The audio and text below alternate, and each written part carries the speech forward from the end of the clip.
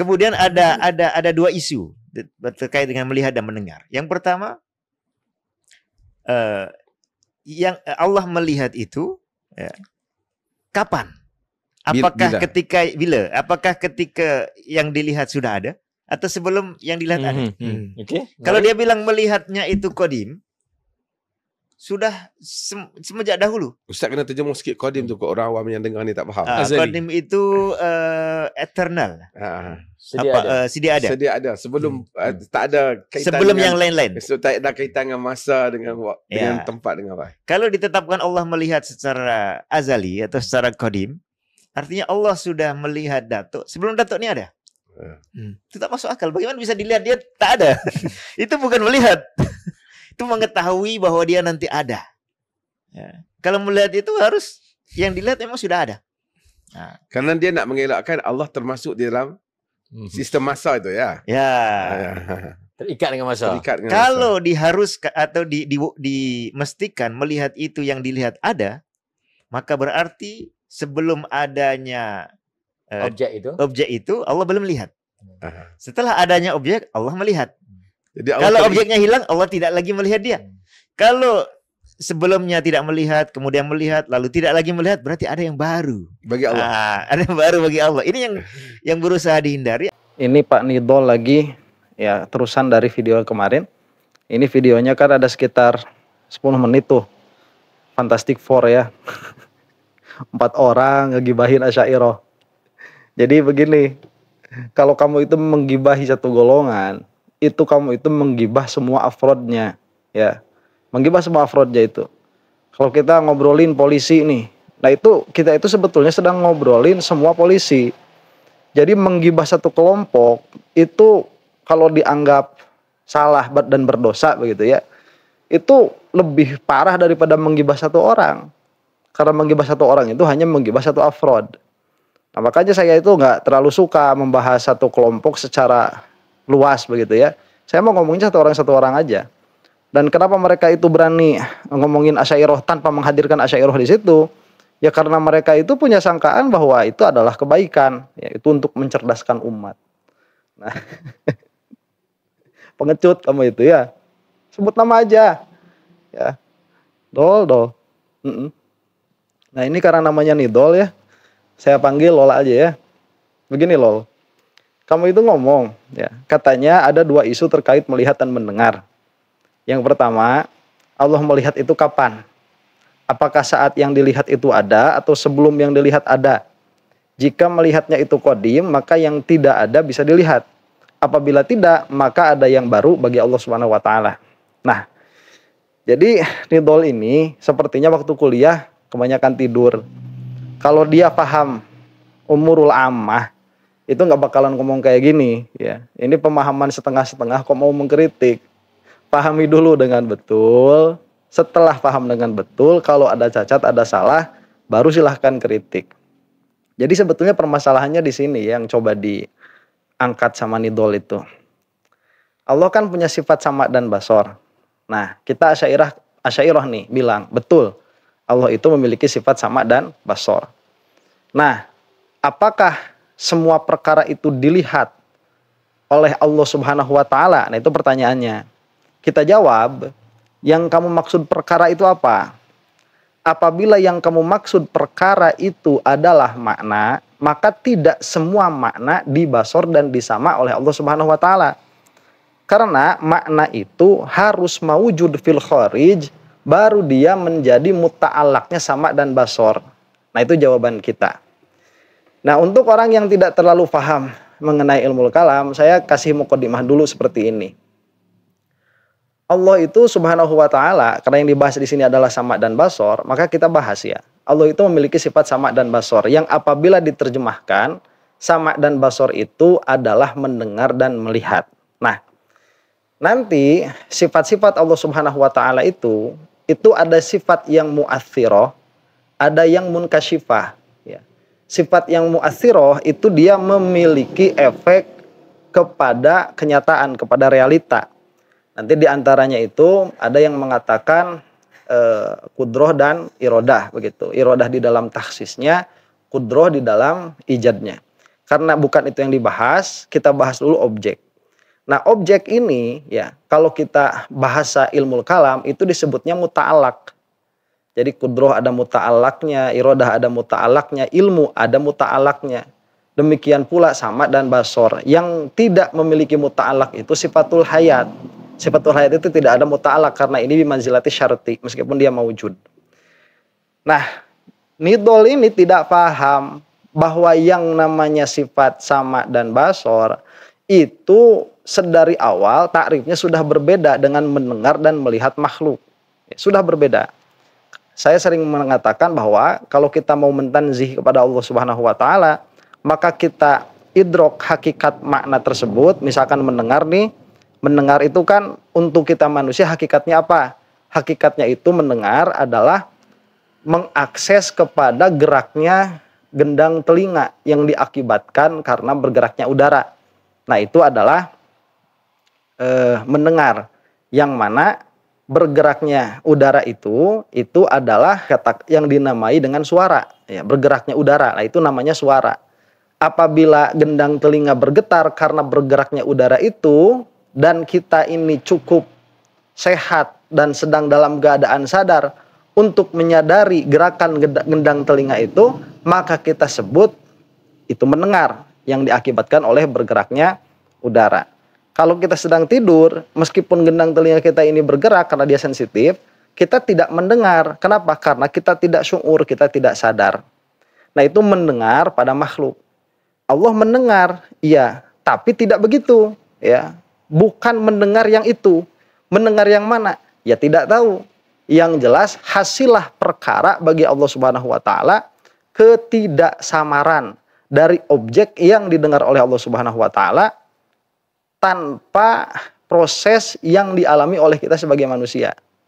Nah, melihat pun nanti demikian. Jadi kita takrifkan dulu melihat itu apa, kemudian hakikat takrif melihat itu apa, kita nafikan kepada Allah Subhanahu wa taala. Cuman nanti berarti ya yang kita ketahui nih, karena sifat Allah itu tidak diketahui begitu. Hakikatnya tidak diketahui. Makanya kita menyebutkannya itu kalau di dalam sifat Allah namanya bukan mentakrif, tapi rosam saja. Itu dipakai hanya untuk membedakan karena hakikatnya tidak tahu. Itu dari awal sudah begitu Asy'ariyah Maturidiyah. Nah, kemudian ya, jika kita sudah paham ke situ, nanti ada yang namanya ta'alluq. Ada yang namanya ta'alluq. Ta'alluq ini adalah hubungan antara sesuatu dengan sesuatu yang lain. Itu secara umum dulu. Ta'alluq ini bukan hanya ada pada ilmu kalam, ya. Kalau kamu itu ya, belajar yang namanya ilmu nahwu. Di dalam ilmu nahwu setiap huruf jar itu dia pasti memiliki muta'allaq. Sama tuh bahasanya ta'alluq juga. Jadi ada hubungannya. Kenapa demikian? Karena jika tidak ada hubungannya, huruf jar ini dia tidak akan memiliki makna. Ya, makanya kita sebut yang namanya huruf itu kan kalimah yang mana dia itu memiliki makna tapi tidak pada dirinya sendiri. Dia baru bisa memiliki makna apabila bersambung dengan yang lain. Nah, Wahabi mas dari sini bakal kacau ya. Jadi kalau misalkan ba nih, itu ba sendiri itu tidak ada maknanya, tidak bisa dimaknai.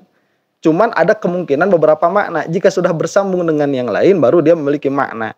Nah, disinilah gagalnya Wahabi di dalam memahami nanti Ar-Rahmanu 'alal arsy istawa. Ala kulli halin ya. Kita pahami dulu apa ini ta'alluq. Nah, ta'alluq itu bukan hanya di dalam ilmu kalam. Jadi kalau misalkan ini ada seseorang ya. Misalkan kita sebut Zaid sama Jamilah nih. Nah, Zaid sama Jamilah itu dia melakukan akad nikah. Nah, sebelum melakukan akad nikah, kita tidak melihat ada hubungan di antara mereka. Sebelum melakukan akad nikah. Setelah melakukan akad nikah, maka kita melihat pada diri mereka itu ada hubungan, yaitu hubungan suami istri. Ya. Pertanyaannya, apakah hubungan suami istri itu ada di dalam kenyataan atau hanya konsep kita saja sebagai isyarat bahwa telah terjadi akad nikah di antara kedua orang tersebut, di antara kedua objek tersebut. Nah, kita mengatakan kalau kita paham umurul ammah itu adalah amrun i'tibari. Dalam pengertian kalaupun dia misalkan putus, nggak ada tuh yang berdarah tuh. Ya, misalkan cerai itu Zaid sama Jamilah, apakah ada konsekuensi kepada zat Zaid dan kepada zat Jamilah? Tidak ada. Nah nanti makanya perkara-perkara itu kita bagi. Ada yang maujud fil kharij, ada amrun i'tibari yang mana dia itu diambil dari kenyataan, ada amrun i'tibari yang mana dia itu hanya khayalan saja. Nah yang khayalan saja ini nanti disebut la syai'. Ya, itu mah cuman khayalan doang. Yang diambil dari kenyataan itu nanti disebut nafsul amri. Yang khariji itu kita nanti disebut maujud. Yang kharijinya itu ya, konsep kitanya i'tibari. Nah, ini kalau paham, lol ya. Kalau kamu sudah paham sampai sini ya, bahwa yang namanya ta'alluq itu demikian adanya, maka ya kita lihat nih pertanyaan kamu. Allah itu melihat itu kapan? Ini pertanyaan konyol ya. Pertanyaan konyol. Kenapa? Karena kalau kamu itu sudah masuk ke dalam sifat sama dan basor atau bahkan nanti kalam, berarti kamu itu sudah membahas dulu sifat ma'ani secara umum, secara global di dalam kitab-kitab tauhid itu. Tatkala kita membahas sifat ma'ani secara umum, secara global, maka jangan jauh-jauh lah ya. Kita lihat misalkan di dalam Syarah Sughra ya, Al-Imam As-Sanusi. Itu nanti ada dalil bahwa semua sifat ma'aninya Allah itu qadim semua. Qadim semua. Dalam pengertian subutnya sifat ma'ani dengan Allah itu lazim. Tidak ada yang hadis, tidak ada yang mana yang lebih dulu begitu. Apakah Allah duluan kemudian sifatnya atau sifatnya duluan kemudian Allah, itu mustahil ya. Itu dua-duanya mustahil. Karena antara sifat dan mausuf ini lazim. Kenapa? Karena Allah sendiri itu qadim. Nah, jadi apabila dikatakan ya Allah itu mendengar sejak kapan? Ya Allah itu tidak ada sejak, tidak terkena oleh waktu. Tidak terkena oleh waktu. Makanya perkataan kapan ini tidak bisa terkena kepada Allah Subhanahu wa taala. Kalau kita mengatakan kapan itu kepada objeknya, bukan kepada Allahnya. Kapan Allah itu mendengar? Ya nggak pakai kapan. Allah itu sami'an, basiran, mutakaliman, itu qadim semuanya. Ya, qadim semuanya. Nah, kemudian tatkala kita melihat objek dari sifat, yaitu muta'allaq dari sifat itu, kita akan melihat memang yang namanya sama dan basor itu, dia hanya muta'allaq, hanya ta'alluq dengan perkara yang maujud. Nah, apa maksudnya ta'alluq dengan perkara yang maujud itu? Kita ini kan manusia, punya akal. Akal kita ini ada interaksi dengan realita. Tatkala akal kita ada interaksi dengan realita, maka akal akan mengkategorikan realita itu menjadi hal yang lebih abstrak. Misal kita melihat nih di dalam kenyataan ya, kita melihat ke dalam hutan. Di hutan itu banyak pohon begitu ya. Kita itu sebetulnya belum ada konsep pohon. Kalau kita melihat pohon itu, di dalam realitanya belum ada konsep pohon. Karena konsep pohon itu adalah amrun intizai yang nanti disebut i'tibari nanti. Jadi kita melihat kesamaan-kesamaan di antara sesuatu yang kita lihat yang kemudian nanti disebut pohon, maka kita mengabstraksikan meskipun ini banyak tapi dia bersatu dalam satu hakikat namanya pohon. Nah, nanti pohon anu kita sebut sebagai afrod, sebagai individu atau member dari pohon itu. Nah, apakah sesuatu itu harus maujud untuk dikonsep, untuk diketahui begitu? Apakah sesuatu itu harus ada pada kenyataan agar sesuatu itu bisa diketahui? Tidak ya. Banyak perkara-perkara yang kita memiliki konsepnya, tetapi di dalam kenyataannya tidak ada. Contohnya apa misalkan? Contohnya misalkan istri saya yang keempat. Misalkan itu contohnya. Itu konsepnya ada tuh. Tapi di dalam kenyataannya tidak ada. Berarti itu tidak maujud. Tidak maujud. Tidak ada. Tetapi karena konsepnya itu bisa teridrok oleh kita, karena itu hasil dari abstraksi, maka kita katakan itu bisa diketahui. Maka perkara itu ada yang diketahui ya, tapi dia itu tidak ada yang maklum tapi dia tidak maujud. Ada yang maklum dan dia itu maujud. Nanti yang maujudnya ada yang wajib, ada yang mungkin. Nah, ini susah ngobrolnya soalnya nidol itu pikirannya jelimet. Jadi dari mana dia itu mendapatkan konsep kalam seaut-autan seperti ini begitu ya. Jadi harus dijelaskan satu-satu nih. Mulai dari ta'alluq, Kemudian sifat itu azali, Allah tidak terkena oleh waktu dan lain sebagainya. Jika sampai sini paham, ya ini supaya orang-orang yang ngaji kalam juga nggak kebingungan sama omongannya nidol nih, karena itu fitnah semua. Kalau sudah paham sampai sini, maka kita akan mengetahui bahwa sifatul ilmi, sifat ilmunya Allah Subhanahu wa taala, itu objeknya adalah semua perkara yang perkara itu punya potensi untuk diketahui. Maka di dalam ilmu kalam kita sebut sifatul ilmi ini ta'alluq dengan yang wajib, yang mungkin, dan yang mustahil. Kenapa? Ya karena sifatul ilmi, sifat ilmu. Dia itu ta'alluqnya dengan apa? Dengan semua perkara yang berpotensi untuk diketahui. Meskipun sesuatu perkara itu tidak punya potensi untuk mengada, seperti perkara yang mustahil. Allah tahu kepada perkara yang mustahil, meskipun perkara yang mustahil itu pada dirinya tidak mungkin ada. Nah, berbeda dengan sama dan basor. Sama dan basor ini adalah sifat yang mana ta'alluq dengan perkara yang mawujud saja. Kenapa ini hanya ta'alluq dengan perkara yang mawujud saja? Karena perkara yang tidak ada, masa dilihat, masa didengar. Ya. Sesuatu itu didengar kalau dia ada, sesuatu itu dilihat kalau dia ada. Jika sesuatu itu tidak ada, kemudian dia dilihat, berarti ada. Ya. Nah, kemudian ini masalahnya nidol nih. Nidol masalahnya di sini. Ditanyakan, kalau begitu Allah melihat kita nih, ya, melihat kita itu kapan? Apakah dari qadim sudah melihat? Kalau dari qadim sudah melihat, berarti gugurlah ya ta'rif dari sama dan basor tadi, karena sama dan basor itu hanya ta'aluk dengan perkara yang mawujud. Kalau sama dan basor, kalau kita ini dilihat sekarang, berarti ada sesuatu yang baru pada Allah. Karena tadinya Allah tidak melihat kita, kemudian jadi melihat kita. Nah, ini konsep akan keluar dari orang yang sedari awal sudah mengatakan Allah itu terikat dengan waktu dan terikat dengan ruang. Atau dalam hal ini, karena kita mengatakannya waktu, kita katakan waktu saja. Nah, maka kita harus masuk ke dalam hakikat waktu. Waktu itu apa? Nah, kalau kita sudah masuk ke dalam hakikat waktu, kemudian kita membahas itu, kita pasti akan menafikan waktu dari Allah Subhanahu wa taala.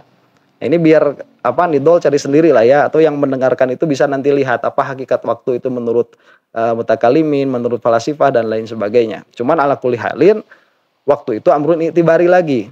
Ya, amrun itibari yang sebagaimana sudah tadi dijelaskan, dia itu tidak melulu harus ada dalam kenyataan. Malah kalau sudah disebut amrun itibari itu hanya konsep kita saja, pada kenyataannya tidak ada.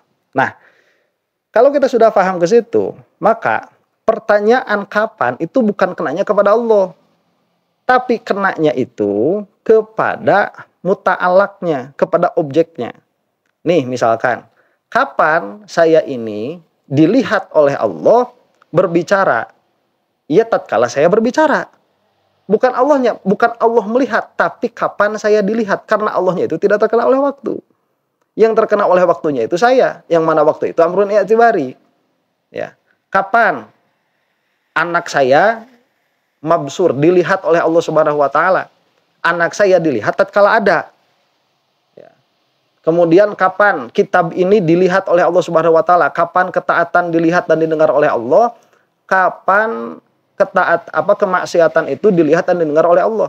Ya saat ada perkaranya itu.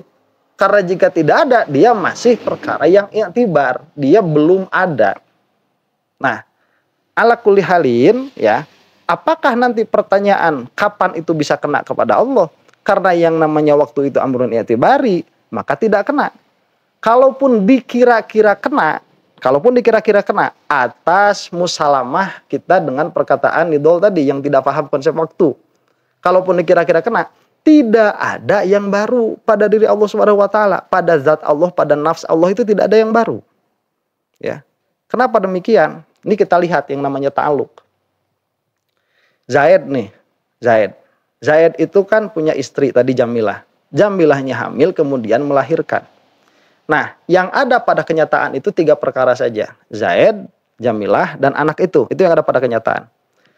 Karena kita ini makhluk yang punya akal, yang punya konsep, ya, yang punya i'tibar, melihat sesuatu, maka kita akan melihat bahwa si anak ini, kita katakan Khalid, ada hubungan, ada ta'aluk dengan Zaid. Ya, dengan Zaid nih.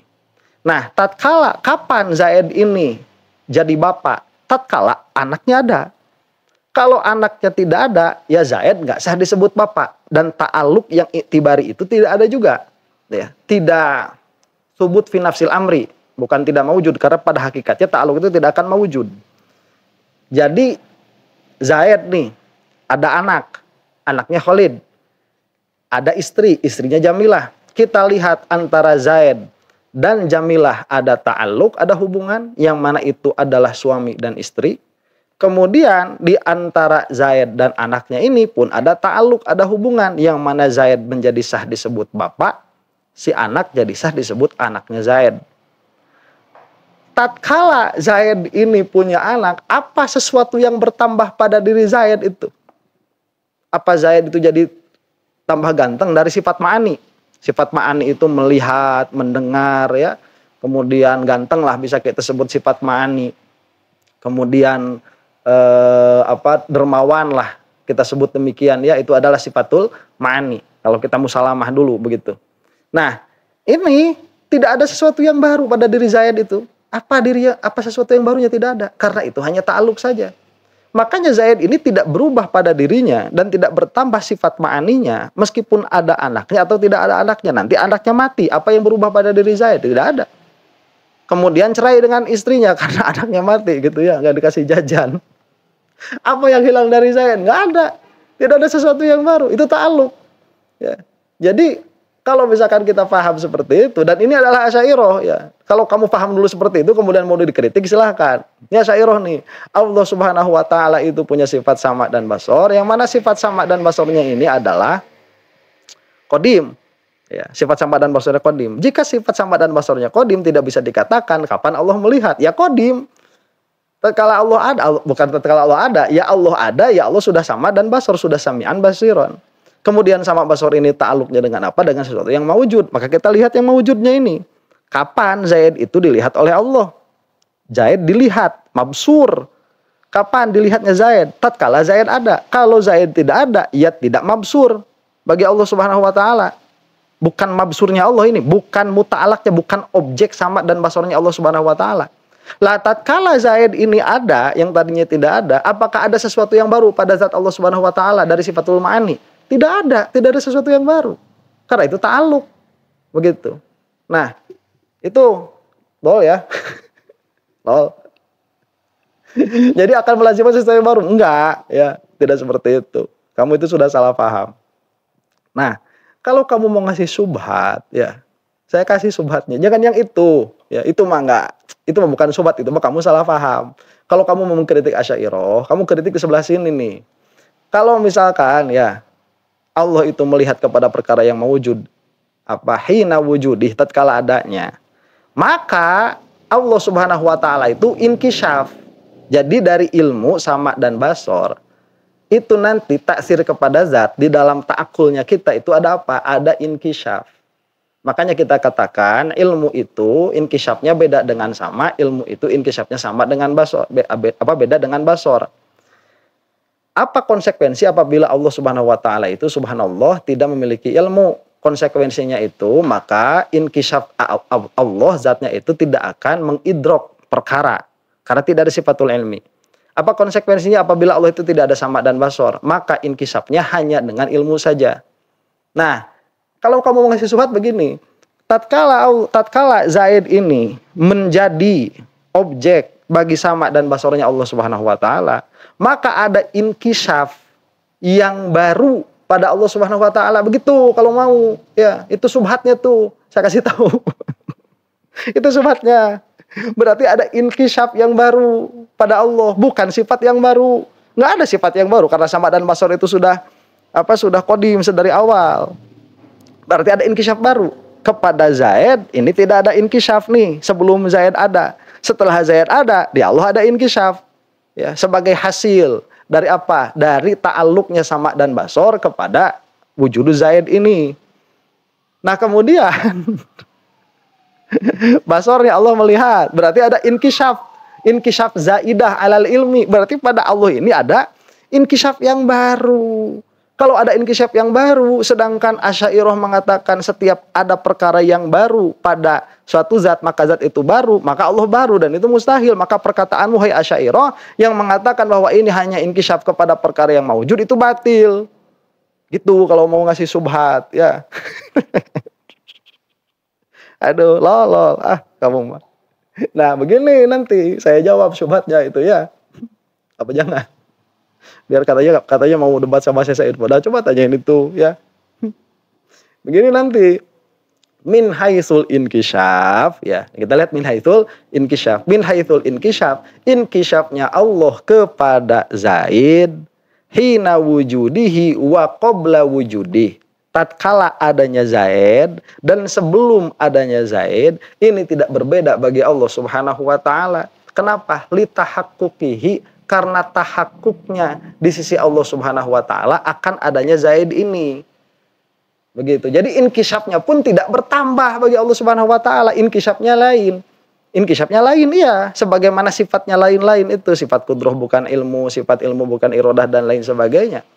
Nah, inkishaf ini adalah efek begitu ya di dalam ta'akul kita nih, di dalam ta'akul kita dalam pengertian kalau Allah tidak bersifat dengan ilmu, maka Allah tidak akan ada inkishaf. Ya, kalau hanya dengan ilmu tidak dengan sama tidak dengan basor, berarti inkishafnya hanya inkishaf ilmu. Begitu. Nah, sebagaimana sama dan basor ini tidak menambah inkishaf ilmunya Allah Subhanahu wa taala.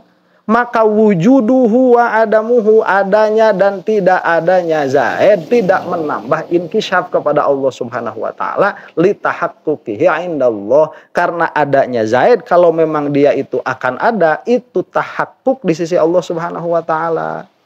Begitu. Ya, jadi nggak ada sesuatu yang baru itu, meskipun kita mengatakan sifat sama dan sifat basor ini ta'aluk hanya dengan yang maujud saja. Kalau kamu itu sama dan basor itu ta'aluk dengan apa? Apa objeknya sama dan basor itu? Ya, kamu nanti akan mengatakan itu kan tajaddud. Ya, itu sudah sudah mengatakan ada yang qiyam, ada qiyamul hudus di Allah Subhanahu wa taala. Nanti kalau kamu misalkan mengkritik Asy'ariyah, ya saya mau tahu ini kamu i'tiqadnya seperti apa. Kayaknya acak-acakan. Coba nih konsep konsep berpikirnya Nidoliyah, karena mungkin dia nggak mau disebut Wahabi itu ya. Konsep akidahnya Nidoliyah itu seperti apa coba sedari awal. Kalau kita nanti tanya sampai jelas begitu ya. Si Nidol nih, coba sifat apa saja yang ada pada Allah, coba sebutkan satu-satu sebagaimana kita Asy'ariyah menyebutkan. Dalilnya apa? Apa yang diiktikadi secara ijmali, kemudian apa yang diiktikadi secara tafsili. Bakal bingung dia, karena nggak tahu itu mah akidahnya akidah siapa, akidah ngarang-ngarang dia sendiri begitu Nidoliyah. Ya, itu IQ-nya nggak cukup tinggi untuk memahami Asy'ariyah Maturidiyah. Itu lol itu ya. Apa mungkin IQ-nya lumayan tapi dianya tidur. Aduh, cuman kalau saya lihat sih IQ-nya kurang ya untuk memahami Asy'ariyah Maturidiyah itu. Nggak terlalu tinggi. Nah, makanya kita itu kepada orang-orang yang awam ya nggak usah masuk terlalu dalam di dalam ilmu kalam itu, ya akhirnya kayak kamu ya orang yang kurang cerdas, kurang kurang kecerdasan, karena bukan hafalan yang namanya ilmu kalam itu. Ilmu kalam itu adanya di dalam analisa ya. Jadi yang diperlukan di dalam ilmu kalam itu adalah potensi atau kemampuan skill untuk menganalisa masalah. Bukan menghafal. Kalau menghafal ya nggak dipakai itu di dalam ilmu kalam itu. Nanti jadinya taklid. Ya itu kamu itu kemampuan analisisnya sampai mana itu. Sampai acak-acakan kayak gini. Ya itu ta'aluk dulu ya. Itu aja dulu lah. Nanti insya Allah besok lusa diterusin membahas Nidol ini. Karena omongannya itu acak-acakan sekali. Allahu ta'ala alam bisawab. Assalamualaikum warahmatullahi ta'ala wabarakatuh.